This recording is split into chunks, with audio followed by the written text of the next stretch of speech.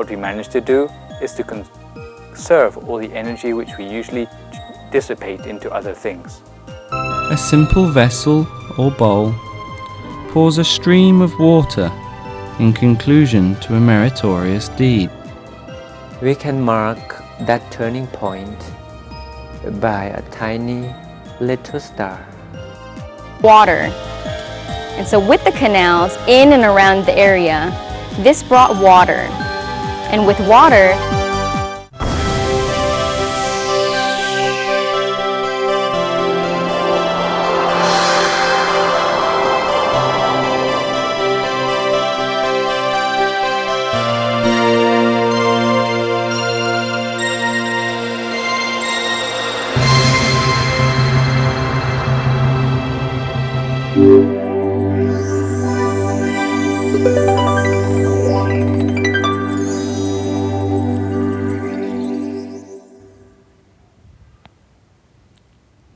Sawadika, I am Sunan Ponrodjan and welcome to the second edition of Meditation for All Series 1 under the theme of Basic Meditation for Beginners.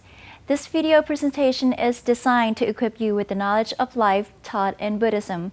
It also tries to help develop some basic meditation practice that can help us throughout our lives.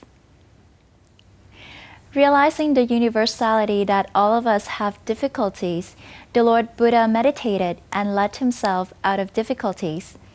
During this 1-hour program, we will be introducing to you the universal method of meditation discovered by the Lord Buddha that can be used by all types of people in all types of living condition, whether a man or a woman, old or young, healthy or sick, rich or poor. The method that you learn here is simple yet effective. It basically works for anyone, anywhere. We will be learning also about the Buddhist way of life with contemplations that are brought into actions. Following Buddhist culture, we will learn the sitting posture and meditate along with the teaching monk. Moreover, we can rejoice with our friends who are going to join us and share their ideas and experiences in meditation. And last but not least, Vera Rung Dragoon will take us on a tour of the temple where hundreds of thousands of people come for meditation. We will be learning also about the Buddhist way of life with contemplations that are brought into actions. Following Buddhist culture, we will learn the sitting posture and meditate along with the teaching monk. Moreover, we can rejoice with our friends who are going to join us and share their ideas and experiences in meditation. And last but not least, Vera Rung Dragoon will take us on a tour of the temple where hundreds of thousands of people come for meditation.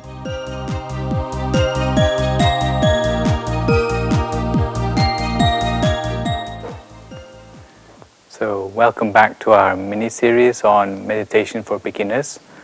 Last week I already had the chance to talk to you about what we actually mean by meditation and also some of the scientific research which has shown the benefits of meditation as well. It all sounds very good, doesn't it? But what is interesting and what we're going to look at this week is exactly how meditation can work to bring us all these wonderful benefits. Some people wonder whether meditation is in fact something scientific. And in fact, although it's not science in general, but there are many things about meditation which we can explain in a scientific way. And what I'd like to do today is to explain in a fairly scientific way about how we can account for all these wonderful benefits which we get from meditation.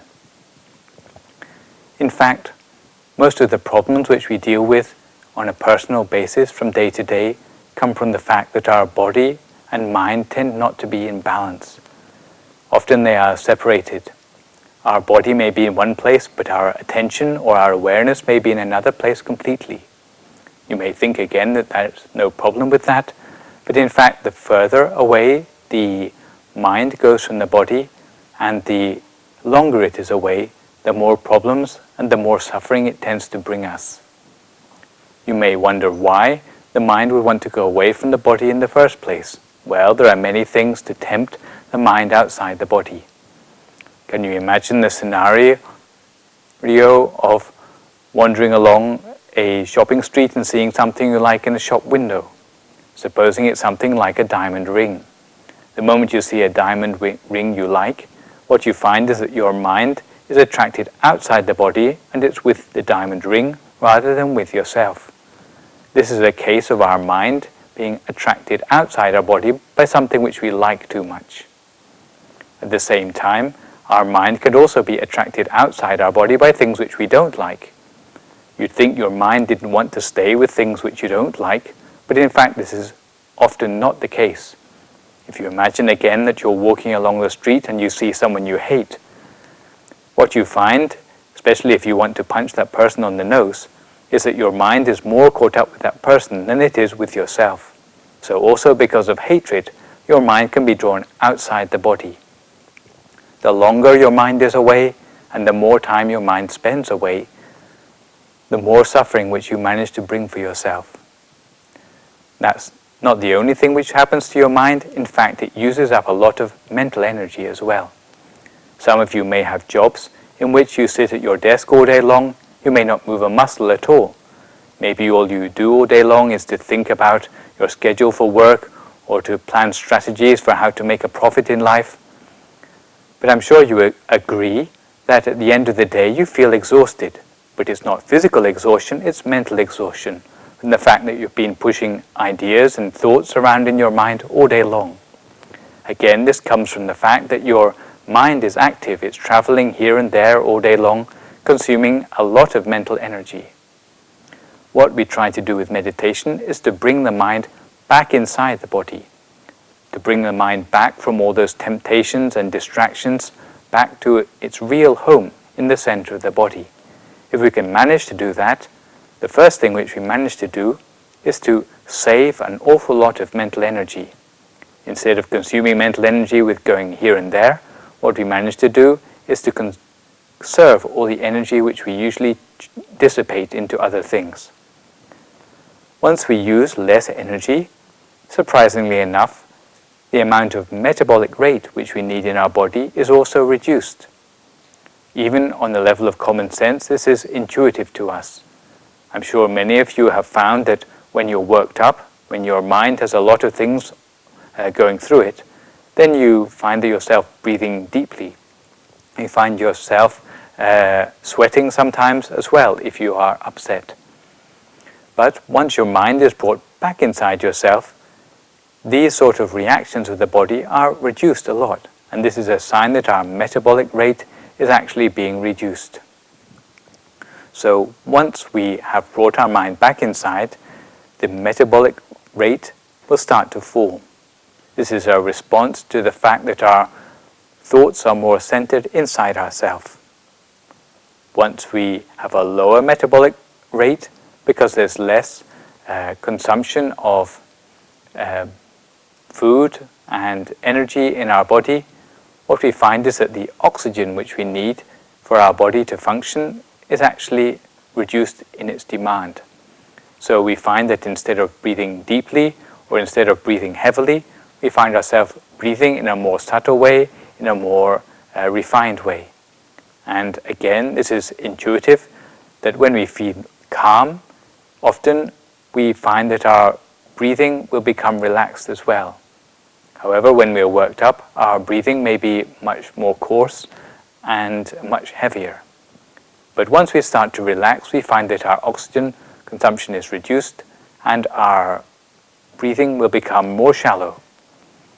Once the breathing becomes more shallow, the next thing which happens is that the number of thoughts stirred up in the mind by our breathing will be reduced a great deal. It's rather like the metaphor of the ocean, in which when the wind stops blowing, there are hardly any waves on the surface of the ocean anymore. In the same way for our mind, once we stop, in the same thing with our mind, once we have shallower breathing and more relaxed breathing, then the number of thoughts which are stirred up in the mind become much less. And this brings us full circle, because once our thoughts become less, then in fact less energy is required. Once even less energy is required, our metabolic rate will decrease further. The level of oxygen will also decrease, and the shallowness of our breathing will become less and less. So what we see is a sort of positive feedback loop by which the more our mind is centered inside our body, the less consumption of energy, the less consumption of oxygen, and eventually there will be a reduction of thoughts in the mind as well. And the thoughts will be reduced more and more until we come to the point where there are no further thoughts in the mind anymore. At this point, we come to a condition which we call a standstill of the mind. In fact, it's not the mind that has stopped, but it's the thoughts which have stopped. Once the thoughts stop, then our mind can switch over into a new mode of functioning, a way of functioning which doesn't require us to think anymore, but by which we can draw directly on things like insights and intuitions and especially gut feelings in the mind, where we can know about things without having to think about them. But what is important from the point of view of our meditation is that once the mind becomes stopped in this way, there will be a very special thing happening inside us, which is there will be an arising of light inside us. It's not a light that comes from outside, but it's a light which will occur in the mind. And it's this sort of light, especially at the center of the body, which allows us to see more about ourselves, see about things which we cannot see with the naked eye. And the more we can see, the more we can know. When our level of knowledge increases, then we can start to discover many of the secrets which are normally hidden for us about the nature of life and reality, many things which we never knew before. So this is exactly how meditation can help to bring us into a state where we have brightness inside, where we can have knowledge which is not accessible to those who never meditated before. By now you might be wondering where this brightness inside us could have come from, because it's not something which we had before. But in fact, brightness is something which we have always had inside us. It's just the case that the brightness which we always had has been scattered in many different places. If you take a look at this torch here, you find that there's something very important missing from it. Normally a torch is something which we can use to light up a room, to find things in the room around us. But when we have a torch like this, which has its lens missing from it, then although it consumes the same amount of energy, and although it has a bulb which is working properly, in fact we cannot use the torch for anything useful at all. Why? Because all the light from the torch is in rays which is scattered in different directions. But what we've done when we have practiced the meditation is that we've taken all the different rays of light, which before were scattered in different directions, and we have focused them together into one single beam. This is seen in the second photograph here, where we find that the lens on the torch has been replaced. Instead of all the light being scattered in different directions, now it is all focused in the same direction. Just now when we were talking about bringing all our thoughts back to the center of our body, we've done exactly the same thing with our mind. Instead of allowing our thoughts to be scattered here and there with the things that we like or don't like, or even to different parts of the world, in the case of people thinking about the other side of the world, now we have brought all our thoughts back to one single point in the center of our body. And when we do this, what we find is that our thoughts are now going in the same direction, and in the same way, all the light inside ourselves, which before was scattered in different directions, now comes to a visible focus in our center. And it's this sort of light which allows us to see dimly at first, and later much more brightly, just all the secrets which we have inside ourselves. In the beginning, the light may be rather dim, or maybe it will be as if you can hardly even see it at all. Some people describe in their meditation that it's like being in a dark room where they can only see the outlines of the objects in the room with them. But later, as their eyes adapt to the darkness, then they can see more and more of the room around them. It's the same thing with the meditation.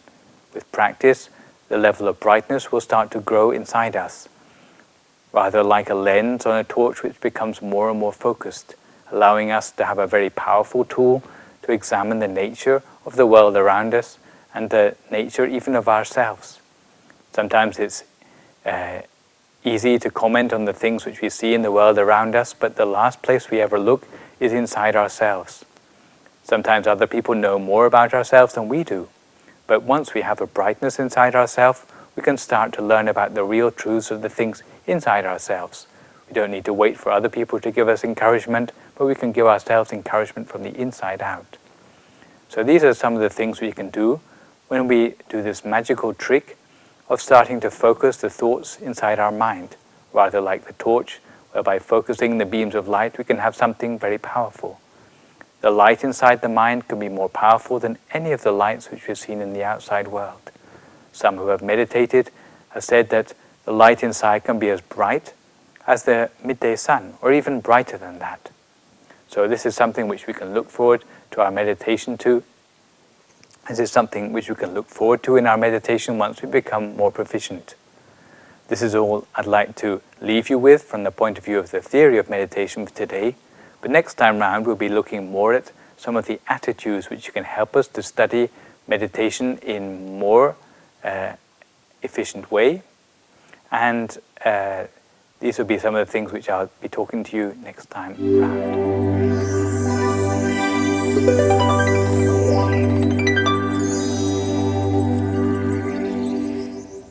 In our next session, we will show you our Buddhist traditions in action. You probably have heard about merit making before, and may even have done it yourself. What we will show you in the following episode, called The Wonderful Wishing Water, is one way Buddhists traditionally share the merit that they've made with their loved ones who have passed away. It is an act of love and remembrance achieved with a focused mind. Don't go away.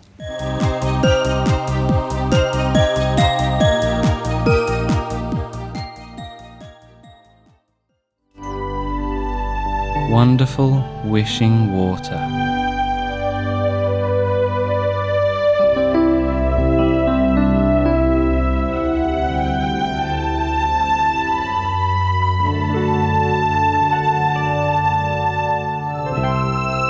A simple vessel or bowl pours a stream of water in conclusion to a meritorious deed, to the accompaniment of the resonant chanting of monks. The pourer makes a wish as the water gushes out into the bowl.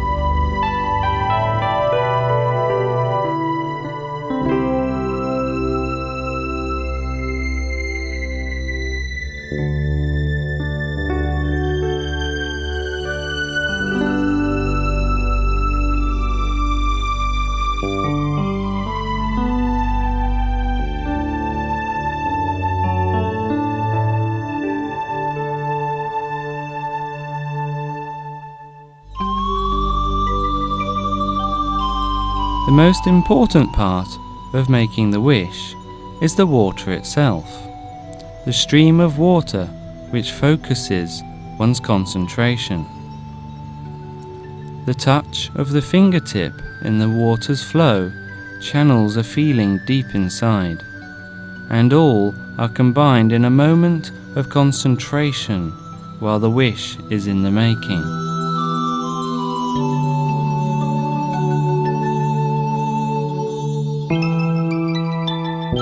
It is believed that the wishing water must finally be poured into the earth, into a pot of plants, or at the foot of a tree, with the additional wish that the water may nourish the life of all living beings on the planet. The wishing water helps nourish the life of all living beings on earth.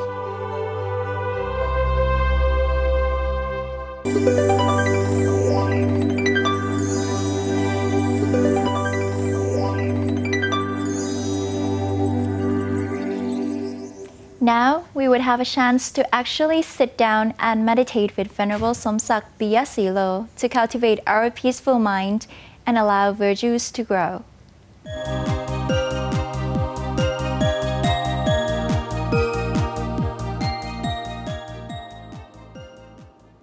Welcome everyone to this meditation session. Meditation is the philosophy belonging to the world of the Oriental. In the Oriental, meditation is so commonly found in all levels of the society. It is not only the theoretical part, but meditation also guides the one who practices it to gain peace and happiness inside as the fruit of meditation.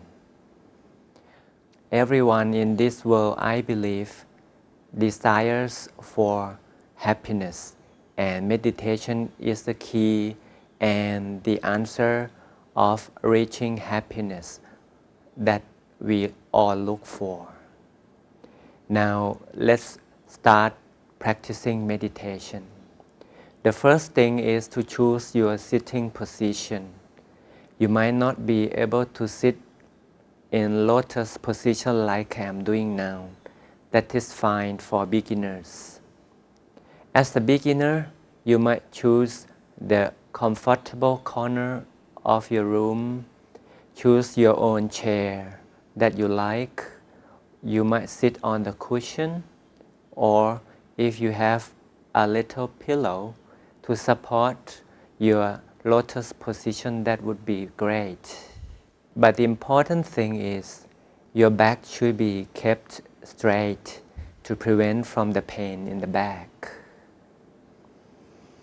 Now let's try meditation together. So we close our eyes so softly. Don't press the eyelids. Just let them close so softly and gently. You can breathe normally, like you normally do. Nothing is so special about it.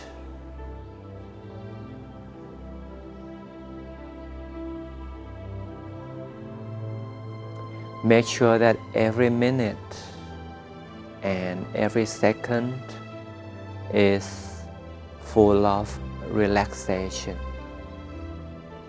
Relaxation is a key to centering the mind. So let the stream of relaxation flow over the entire body. It is like relaxation is flooding the entire body all at once.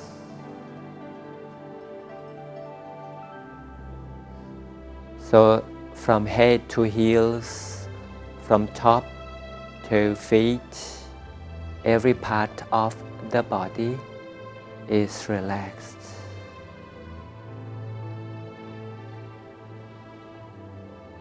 If we could notice the breathing, once we breathe in, there would be the turning point of the breath.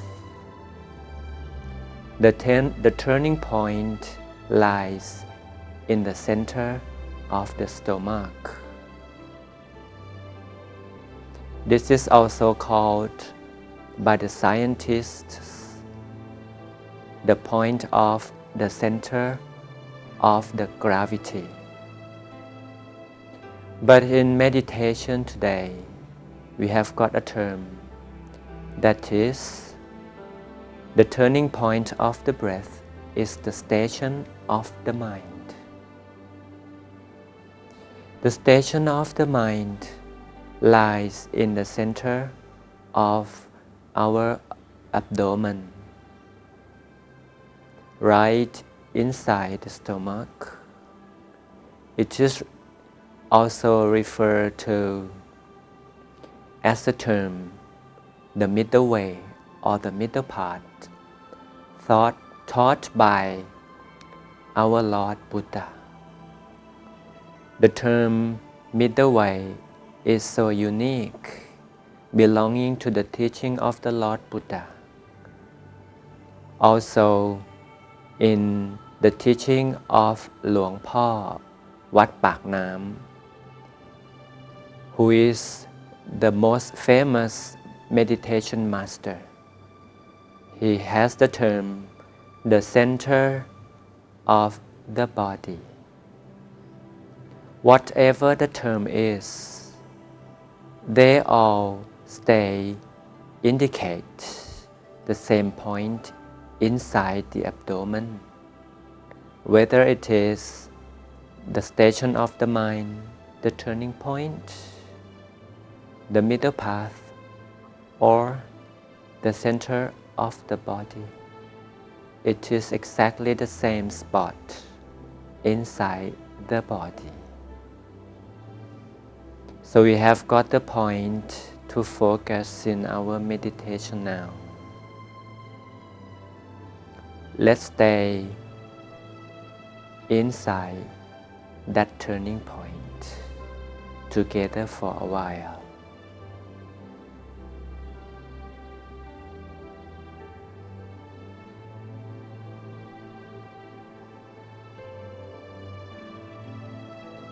We can mark that turning point by a tiny little star. This is just to mark the position that the mind is now clinging on. The sparkling star is shining peacefully at the center of the body.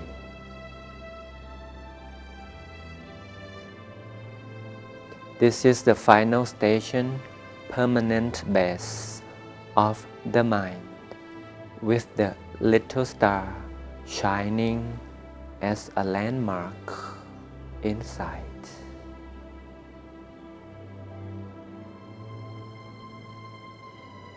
So all the awareness stays at the shining star in the center of the body.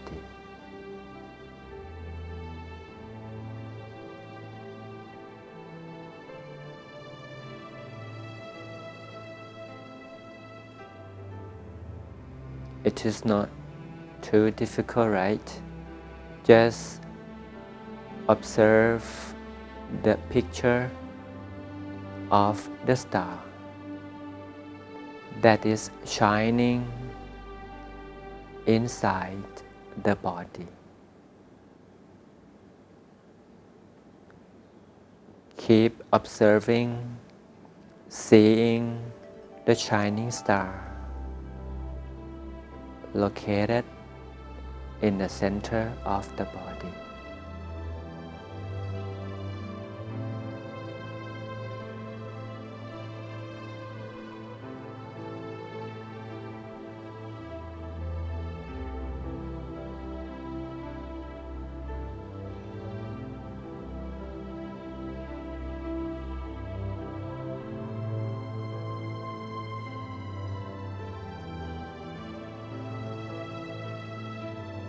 At this point, the mind is in good balance.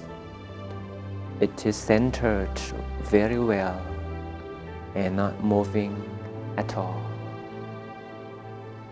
The mind and the star become one another.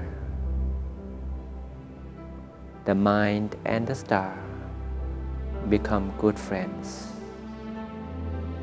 The star is at peace inside our center.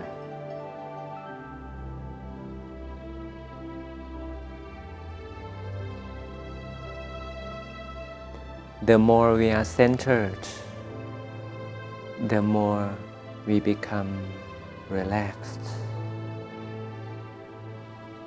The more we become relaxed, the more we become centered.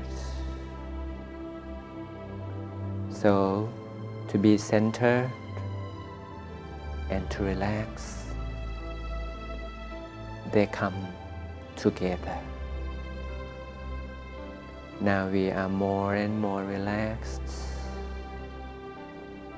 At the same time, we are more and more centered. with the image of the shining star as an indicator in the center. So stay with this shining star for a little while.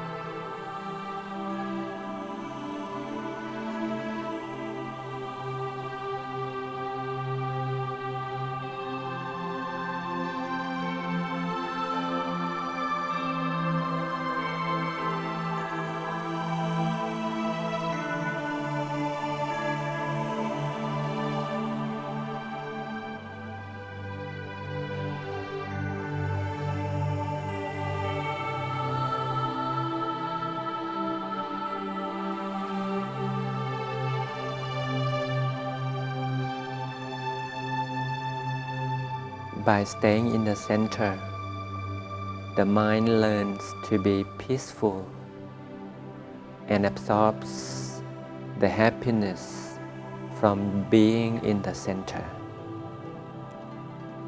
Now let's share this peace and happiness to all other creatures. Let the others to get the same peace, the same happiness from inside. Let them get the same level of peace of mind, the same level of happiness inside, derived from the shining star in the center. Let happiness embrace the whole world, the whole human population, and all other living creatures. May the world live in peace.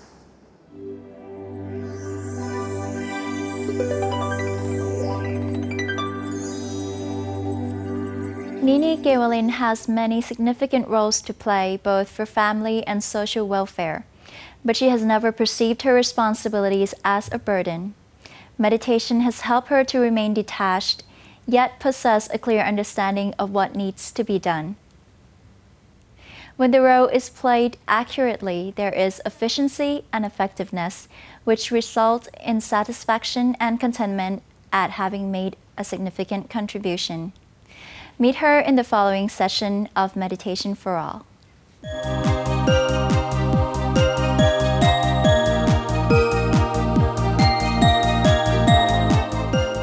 สวัสดีค่ะ Hello, my name is Vera Rungchugul, and I recently graduated from the University of California, Berkeley, majoring in political science and Spanish language and literature. And I found that meditation has helped me in so many ways. It's hard to name every single thing that it has done for me, but for what I can say about how it affected me directly is that when I was a student, especially in high school and in college, I found that meditation really helped me to focus my thoughts and allow me to finish every project efficiently and effectively. As a student, there were so many projects, and I found that trying to think of every single project was really time-consuming and really taking a toll on my mind. And so before, when I was younger, my mom and my dad would take me to the temple and to meditate and to join the programs of the temple. But I never really understood what meditation was or really thought about how it affected me. I just did it because my parents told me to. And so I never really tried it out or believed in it.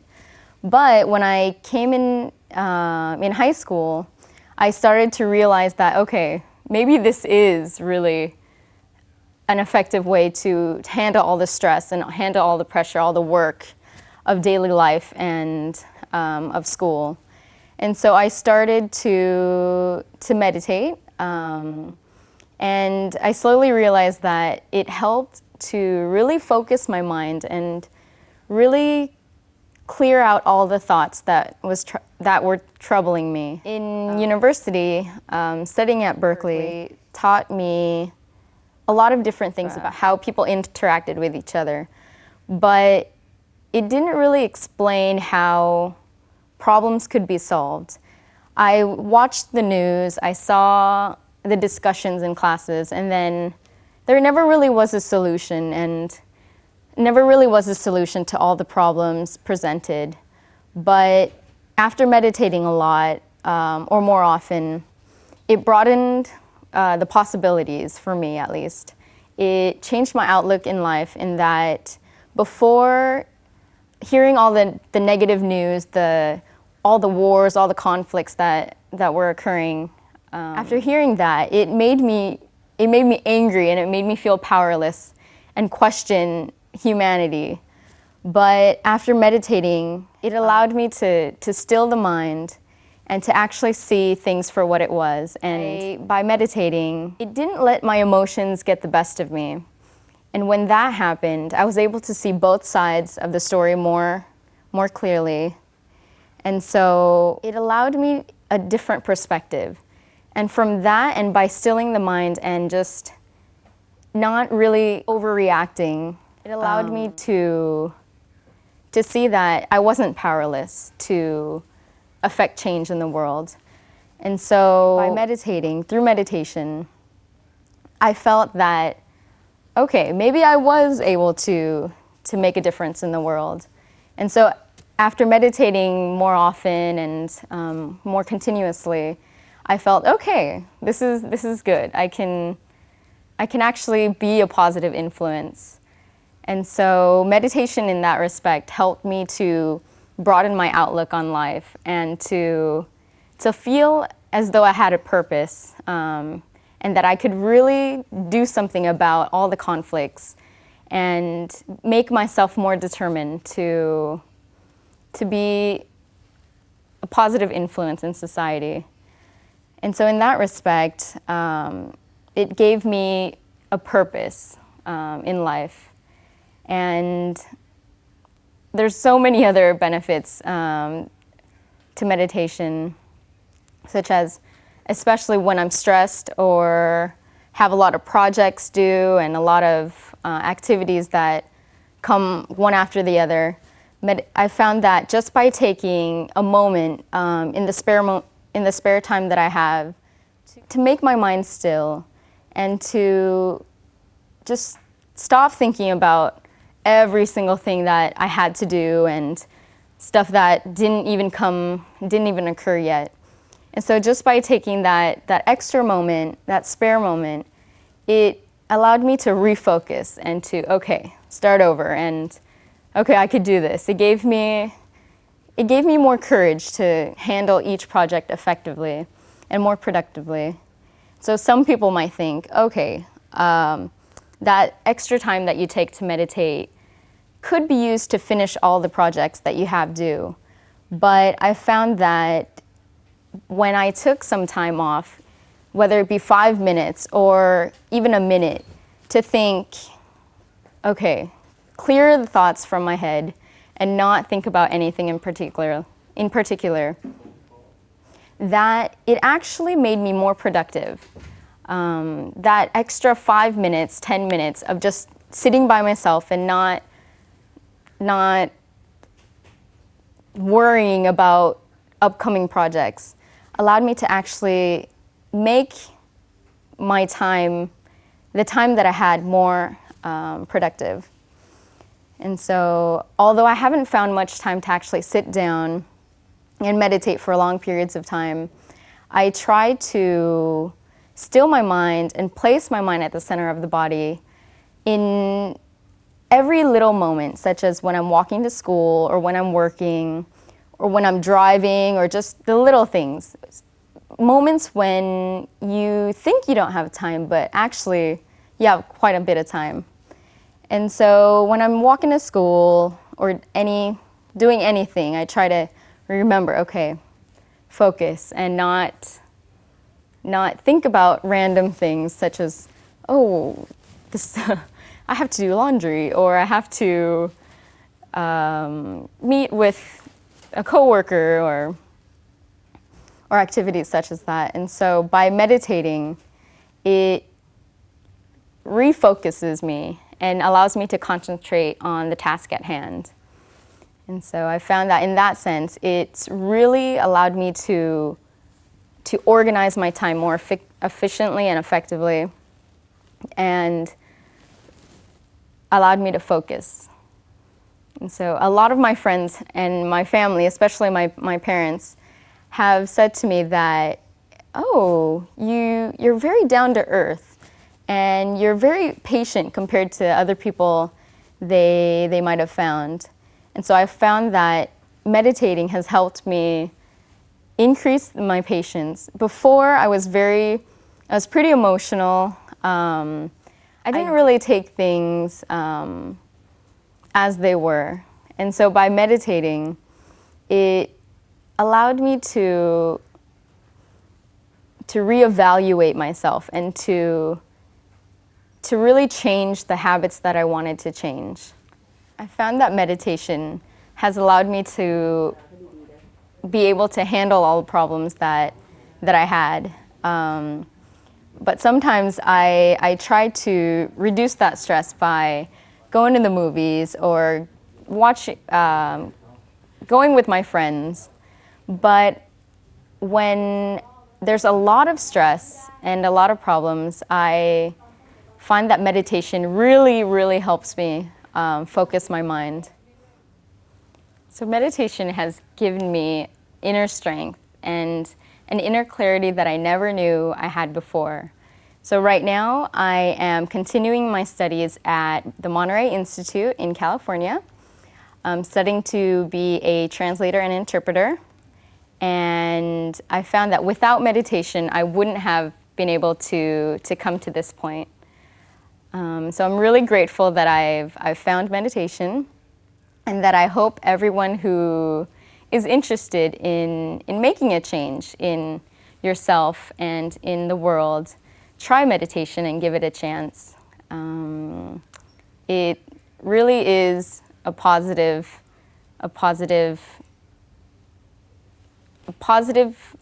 activity that can change the world, and by changing first yourself. And so thank you very much, and สวัสดีค่ะ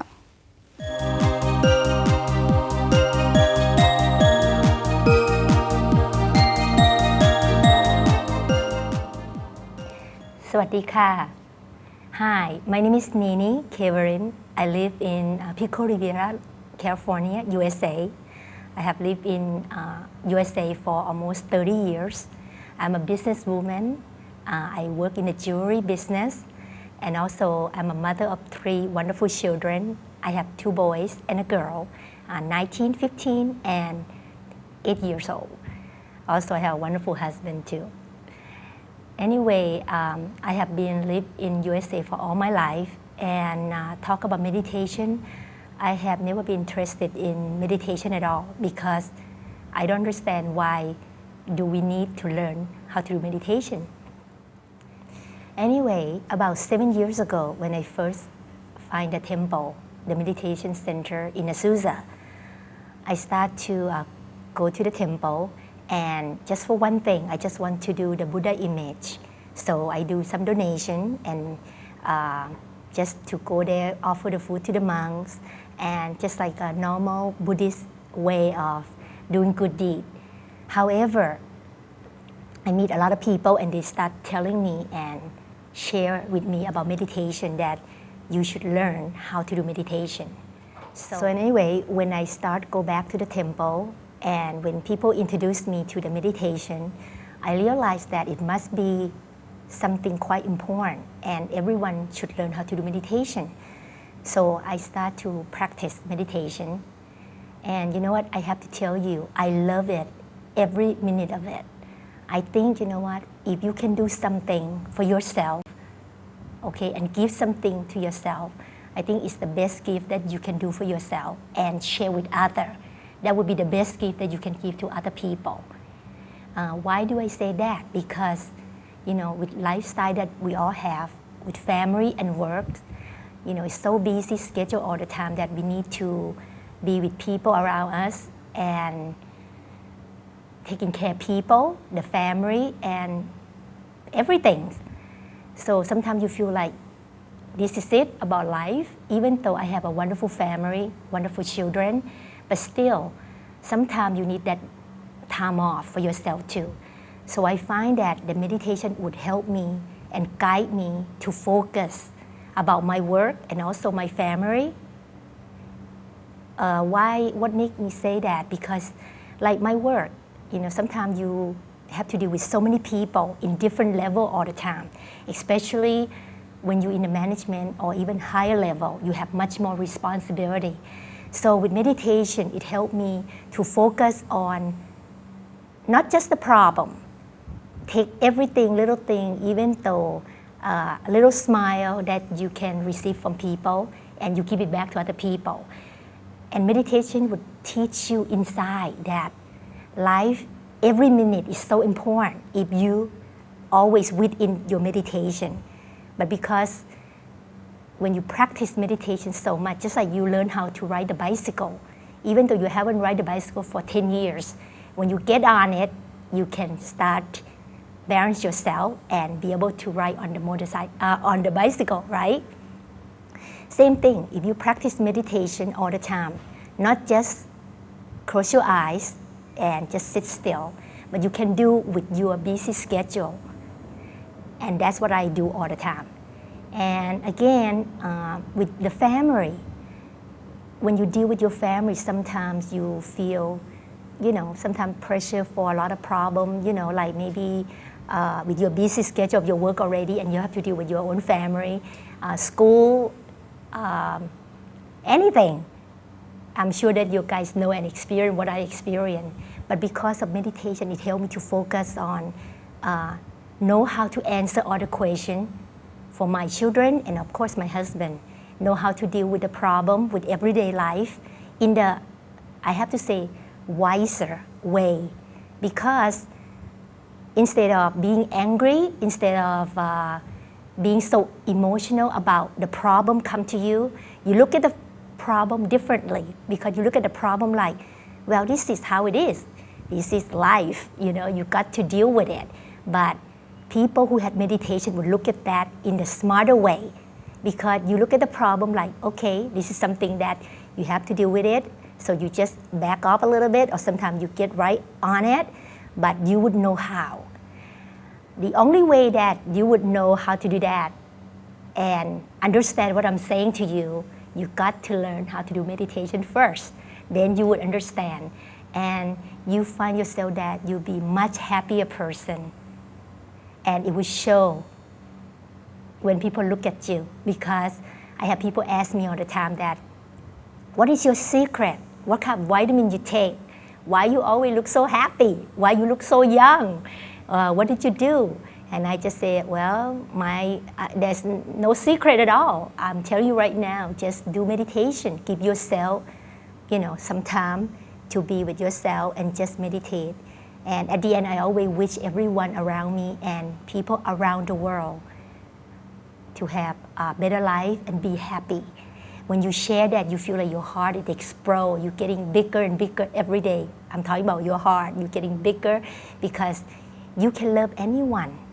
There's no limit that you have to love only your family. You can love anyone, anybody, anything. Okay? So anyway, please join me.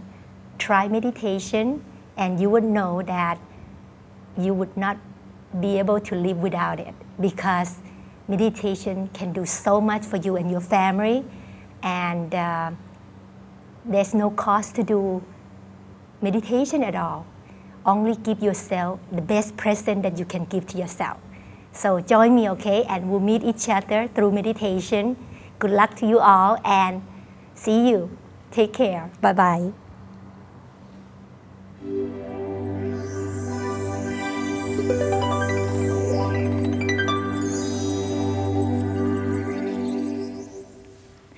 because we were too enthusiastic to show you the Dharma teaching on our show that we didn't have the opportunity to introduce our host appropriately, and we would like to take a few minutes to do so. Vera is Thai originally, but she grew up and was educated in the USA. She is intelligent and articulate. She undertakes the Dharma translation from English, Thai, and Spanish. And she appeared on our DMC program, previously as a guest speaker and presently as a host. Let's see some of her previous experiences. Let's see some of her previous appearances.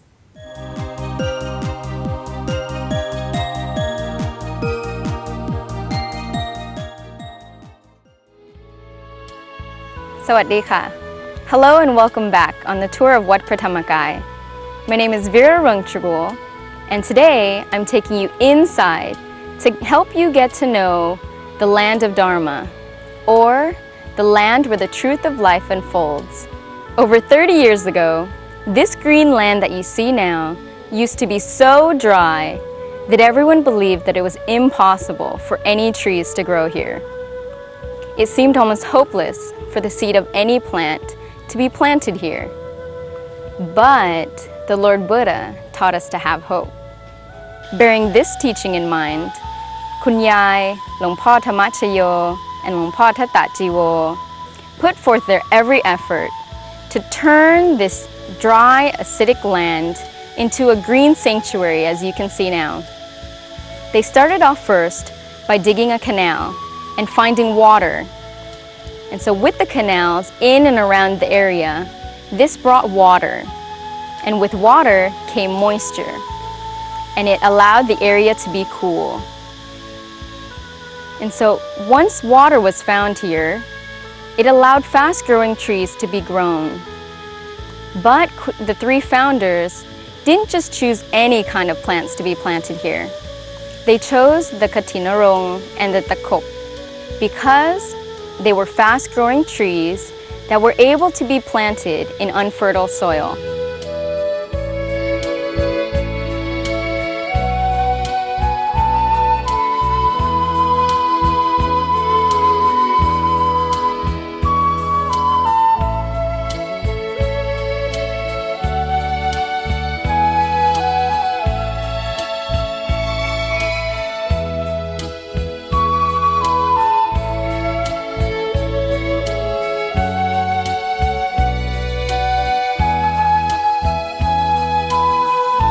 The Katinarong roots brought nitrogen to the soil, and its leaves were used as fertilizer for the soil.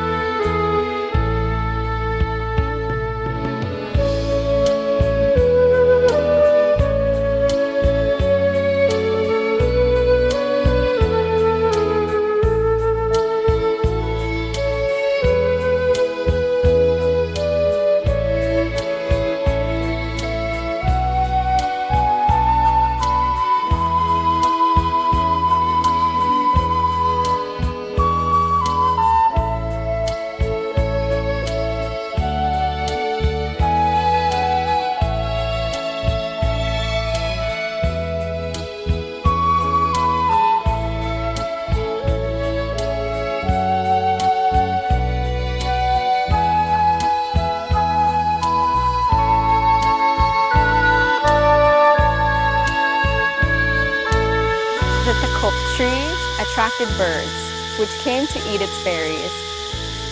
The area was beautified by the singing of the birds, the song of the wind blowing through the trees, and the sound of the falling Katinarong leaves, and the coolness of the water.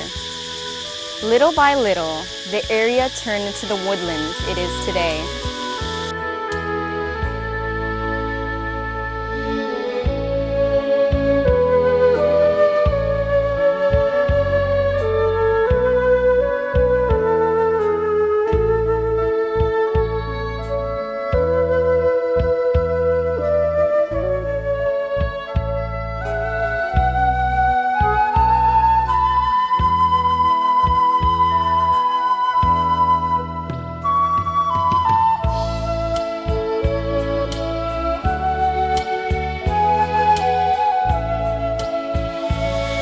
while some even compared Wat Pratamakai to the Chetawan Mahavihan of Lord Buddha's time. By transforming this plot of land from a very dry land into a woodland, the pioneers of Wat Pratamakai have reinforced the Lord Buddha's saying that there's not one place in this world where one cannot find hope. Long Pa Tamachayo once said, "Even in the heart of the cruelest man can the seed of virtue be planted and grown." สวัสดีค่ะ Until next time.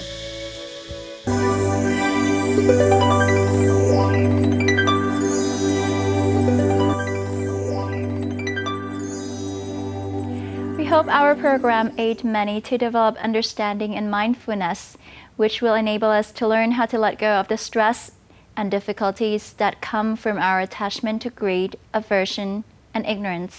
Until we meet again next time, สวัสดีค่ะ